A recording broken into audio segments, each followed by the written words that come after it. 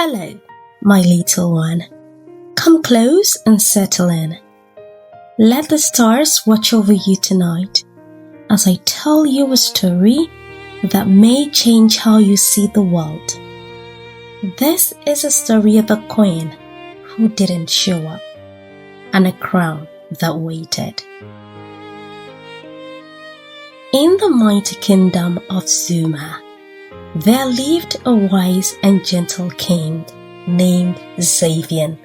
His people loved him, not because they feared him, but because he ruled with honor and peace. One year, the king planned a great celebration, a feast filled with laughter, music, and dancing. Nobles came from far and wide. The air was full of joy, and all was in excitement. There were children laughing, the scent of honey cakes filled the air, and songs were sung by grandmothers whose voices shook the hearts of everyone listening. As the moon began to rise, the king smiled and said, "Call me my queen. Let her come in her royal robes and crown, so the people may see the beauty that walks beside me." A servant bowed and carried the message to Queen Vasha, a woman known for her beauty and poise. She was so beautiful and elegant. But when the message reached her, she said no. No one truly knew why. Maybe she was upset. Maybe she thought, "I will explain myself later to my husband." Or maybe she was fixing her hair and thought the king could wait. But in that moment, when it mattered, she did not come. She did not show up. Back at the palace, the music slowed, the joy softened. The throne beside the king remained empty. And though Queen Vasha thought there would be another chance, a decision was made in her absence. And then, one of the princes stood and said, "If the queen can dishonor the king, what message are we sending? If this is allowed, then soon wives will dishonor their husbands. Sons and daughters will dishonor their parents, and the heart of every home will be weakened. Let the crown go to someone who honors the moment." The king nodded slowly, and so the crown was removed, not in anger, but with quiet understanding, because a crown should only rest on a head that knows how to carry it. Far from the palace, in a peaceful village where birds sang at dawn, lived a young girl named Essie. She wasn't born into royalty. She didn't wear gold or silk, but her heart was full of grace. She lived with her uncle, a quiet, a wise and intelligent man who raised her with truth, discipline, and love. He often told her, "Essie, the day will come when you must rise. You won't need to chase it, but when it comes, you must show up." She didn't understand what he meant, but she listened. One night, Essie stayed up tending to the oil lamp by her uncle's bed. He had fallen ill from a cold breeze. She fed him soup, tucked him in, and whispered prayers quietly into the night. Outside, the wind howled softly, and inside, the warmth of her service lit the room more than the flame.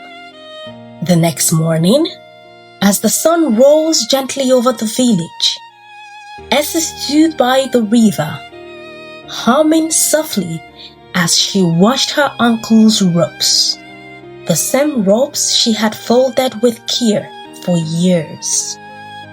The water sparkled, the air was fresh and still, and suddenly she heard footsteps.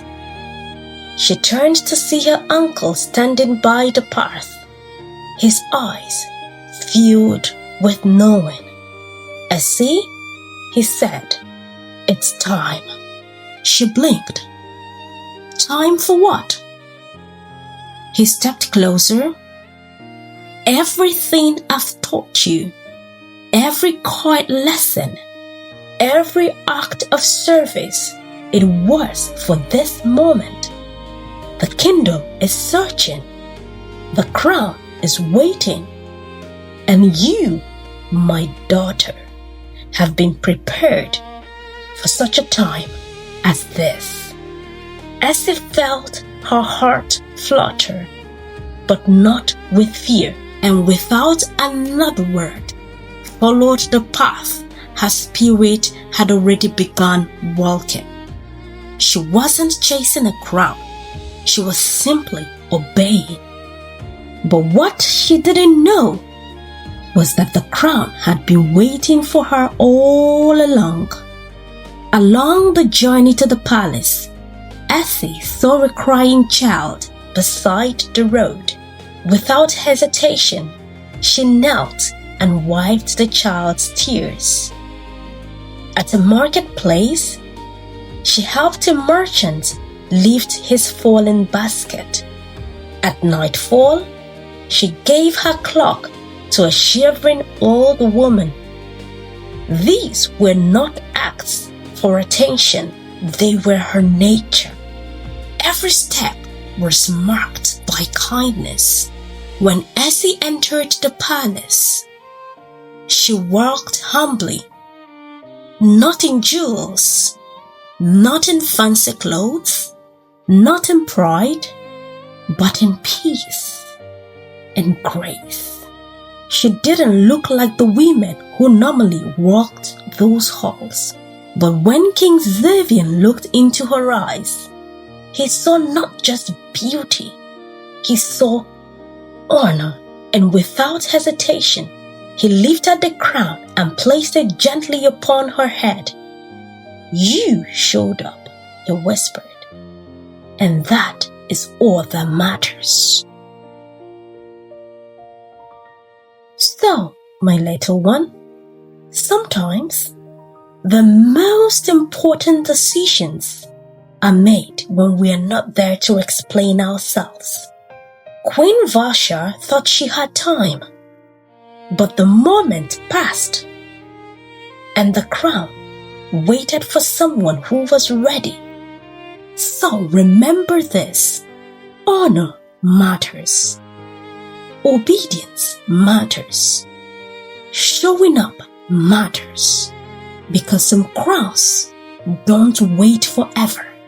And when your name is called, Lenora, Victor, Zara, Jamal, Ethan, Jaden, Kamsi, Audrey, Rita, Purity, Mimi, Roy, for as many names I didn't mention, when your name is called, don't hide, don't delay, show up, because your moment could be the one that changes everything.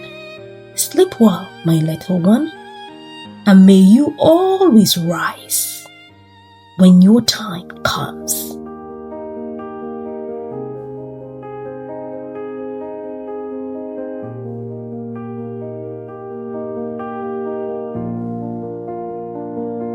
You've gotta know the time, you've gotta know the season, you've gotta know the time, you've gotta know the season. And when you show up on time. gotta know the time. You've gotta know the season. And when you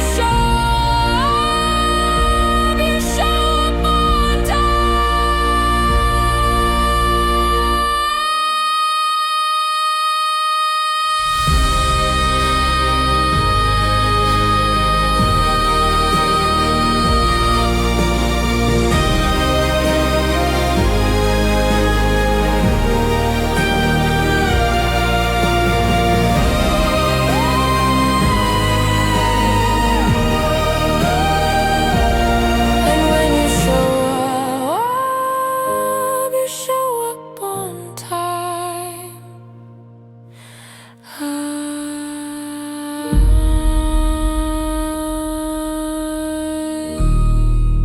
Hello, friends! Did you enjoy our story?